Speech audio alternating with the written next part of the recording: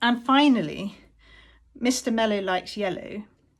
Now this is the book that I read during the book day, and we had an absolutely hilarious time with it, because I read it to the year 5 and 6, I think it was, and so they were really able to fully engage with the structure of this book, because the way it's written, it really is written to be a read aloud book, because the way it's written is it's building a poem as we go through, and each page adds a new element to the poem, a new colour and a new element to the poem.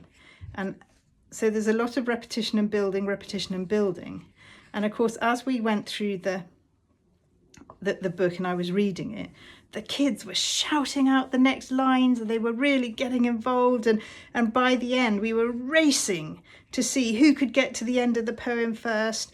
And it really was, it was so much fun, and it was so hilarious.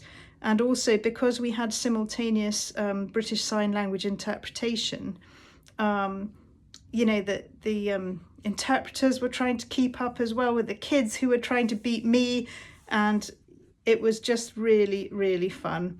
Now the story, the essence of the story actually is how we're all different and we like different things, and that's told through the different animals and their different favourite colours. But actually the message of the book is that, you know, we can be different, we can like different things, but that's okay. It's okay to have different opinions. It's okay to like different things. And,